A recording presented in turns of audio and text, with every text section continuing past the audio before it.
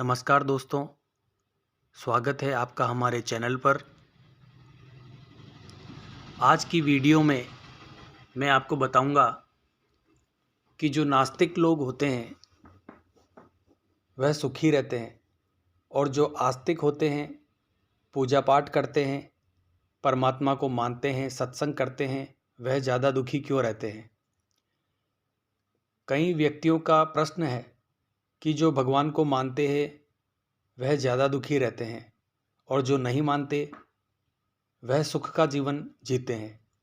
क्या भगवान उनके जीवन में संकट इसीलिए डालते हैं कि वह पूजा करते हैं, उनकी सेवा करते हैं, आराधना करते हैं, इसीलिए उनके जीवन को दुखों से वो भर देते हैं।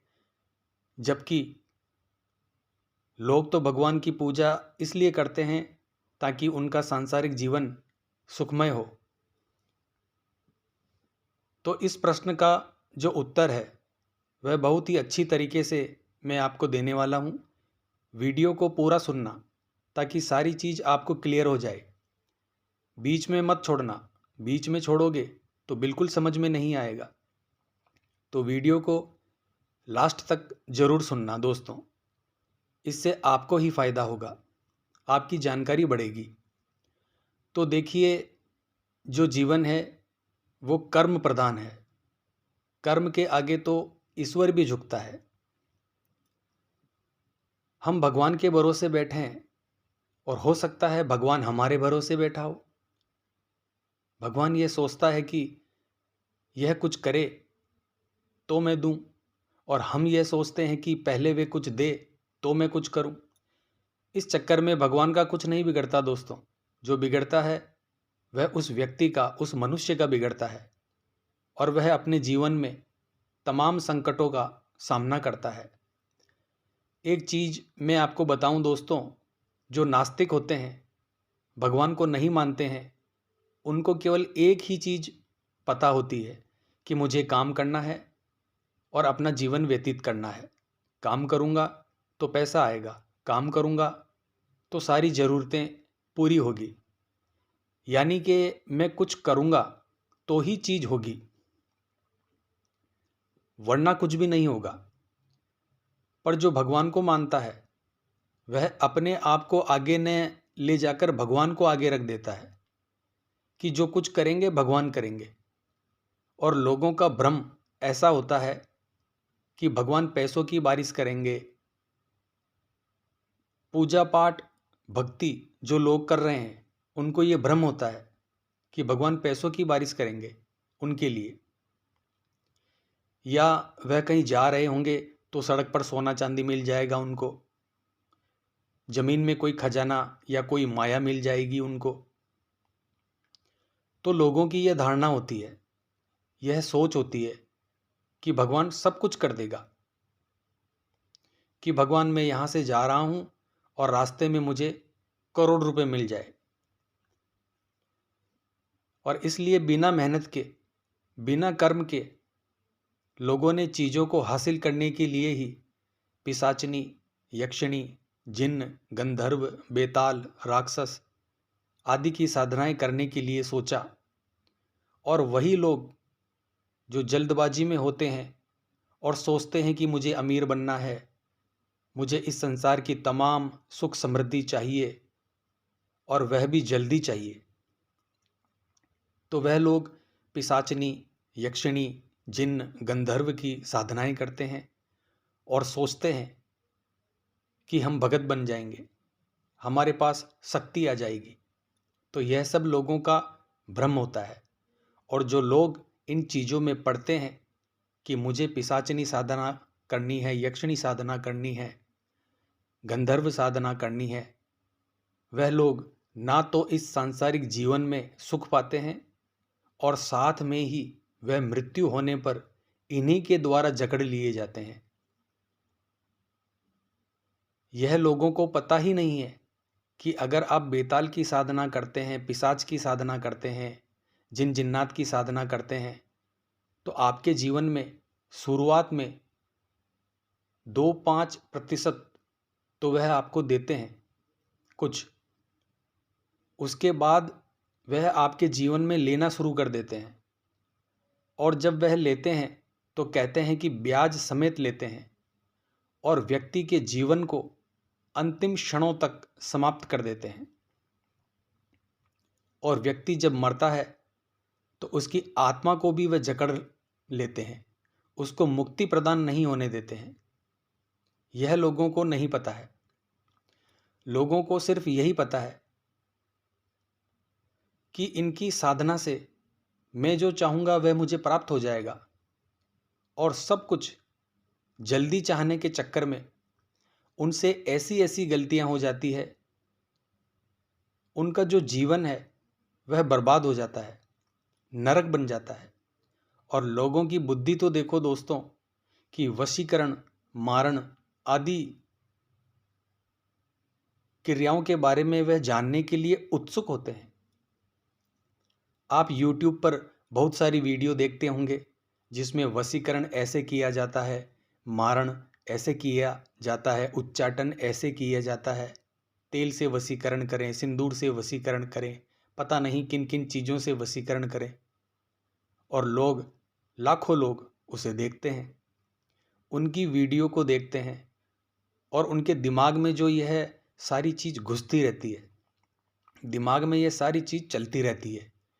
और जब उनके दिमाग में यह एक पॉइंट आ जाता है कि वशीकरण भी होता है, तो वह उन कार्यों को करने में लग जाते हैं। और YouTube पर भी लोग खुलकर बोलते हैं कि वशीकरण करना है तो हमसे कराएं, मारण करना है तो हमसे कराएं। तो यह लोग, जो सब लोग हैं, वह समाज को और व्यक्ति को एक अच्छे रास्ते पर अग्रसर नहीं कर रहे हैं, बल्कि पीछे खींचने की कोशिश कर रहे हैं। मान लीजिए मैं आपको मंत्र देता हूं मारण करने का या वशीकरण करने का कि इसे आप सिद्ध कीजिए और 11 बार या 21 बार पढ़कर किसी भी बंदे पर फूंक मारिए तो वह मर जाएगा या उसका वशीकरण हो जाएगा। तो उस वीडियो पर इतने व्यूज़ आ जाएंगे कि आप सोच ही नहीं सकते हैं। तो यह सब चीज़ ठीक नहीं है दोस्तों। समाज जो है वह गलत दिशा में जा रहा है, दलदल की तरफ जा रहा है।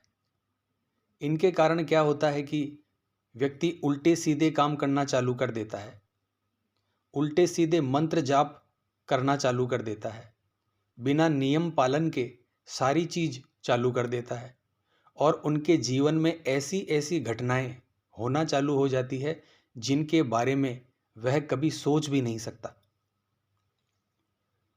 तो पहले ये जानिए कि भगवान हमारे जीवन में क्या कार्य करते हैं। आप किसी देवता की सेवा करते हैं, किसी देवता को भोग प्रसाद देते हैं, तो आखिर वह कार्य क्या करते हैं हमारे जीवन में? आखिर वह हमारी मदद कैसे करते हैं? भगवान जब हमारी मदद करते हैं तो बरकत देते हैं। कर्म हमें ही करना पड़ता है। मान लीजिए जैसे आप खाना बनाते थे और आपका आटा 10 दिन चलता था, और जब आप किसी देवता की सेवा करते हैं, भगवान की सेवा करते हैं, तो उनकी बरकत के कारण वह 20 दिन तक चलता है। पहले पैसा नहीं रुकता था, अब पैसा रुकता है और इकट्ठा होता है। किसी प्रकार की बीमारियां थी पहले, वह बीमारियां आना बंद हो जाती है। यह वह काम है जो भगवान करते हैं। बड़ा अजीब लगता है दोस्तों, और गुस्सा भी आता है कि व्यक्ति मारण, उच्चाटन, वशीकरण हलवे की तरह लोगों में बांट रहे हैं। समाज कल्याण की जगह वह समाज का विध्वंस करने में लगे हुए हैं। इसीलिए आस्तिक लोगों में और नास्तिक लोगों में यही फर्क है कि जो आस्तिक लोग हैं वह भगवान को मानते जरूर हैं, पर उन्हें अच्छी तरह से यही पता नहीं कि देवता क्या कार्य करते हैं, देवता की शक्ति से कैसे काम लिया जाता है, देवता ने जो हमें शक्ति दी है वह किस लिए दी है। देवता जो हमें शक्ति देते हैं वह लोक कल्याण के लिए देते हैं, लोक विध्वंस के लिए नहीं। जब आपको यह पता चलता है तब जाकर आपका जीवन सुखमय बनता है। देवता बरकत देते हैं आपको, आपके काम में बरकत देते हैं, नौकरी में बरकत देते हैं, घर में बरकत देते हैं, व्यापार में बरकत देते हैं। भूत पिशाच नेगेटिव शक्तियों से वह आपको बचाते हैं, आपके घर की रक्षा करते हैं। तो यह कार्य भगवान करते हैं। मुझे आशा है कि यह जानकारी आपको पसंद आई होगी और इसके साथ ही आपसे हाथ जोड़कर निवेदन है कि कोई भी व्यक्ति इन दूसरी चीज़ों के चक्कर में ना पड़े। किसी भी व्यक्ति को इन दूसरी क्रियाओं को नहीं करना है। इस प्रकार की साधनाओं को आपको बिल्कुल भी नहीं करना है, नहीं तो आप अपने जीवन को और अपने परिवार को खतरे में डाल देंगे। और अगर मैं इन चीज़ों के बारे में वीडियो बनाऊंगा तो केवल आपको जानकारी दूंगा, इन शक्तियों के बारे में बताऊंगा, इनकी साधना कभी नहीं दूंगा। क्योंकि जब व्यक्ति इनकी साधना कर लेता है तो यह शक्तियां उस व्यक्ति का कभी भी मोक्ष नहीं होने देती, उसकी आत्मा को जकड़कर अपने पास रख लेती है। मैं भी पूजा करता हूँ माँ अम्बे की, कल्लाजी राठौड़ की, हनुमान जी महाराज की, बाबा भोलेनाथ की, और उनका आशीर्वाद, उनकी कृपा मुझे प्राप्त है। पर वह आशीर्वाद जो मुझे मिला है वह लोक कल्याण के लिए मिला है, किसी व्यक्ति को हानि पहुंचाने के लिए नहीं।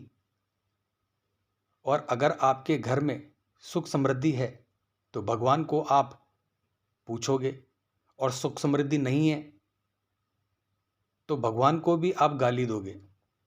तो इसलिए घर में सुख समृद्धि और बरकत के लिए काम करो, साधना करो, पूजा पाठ करो, हवन करो, मन की शांति के लिए पूजा पाठ करो। तो मुझे आशा है कि यह जानकारी आपको पसंद आई होगी। कमेंट बॉक्स में ज़रूर कमेंट करके बताएं दोस्तों, और हमारे माँ अम्बे कल्याण परिवार से जुड़े रहें। जय माँ अम्बे, जय श्री कल्याण।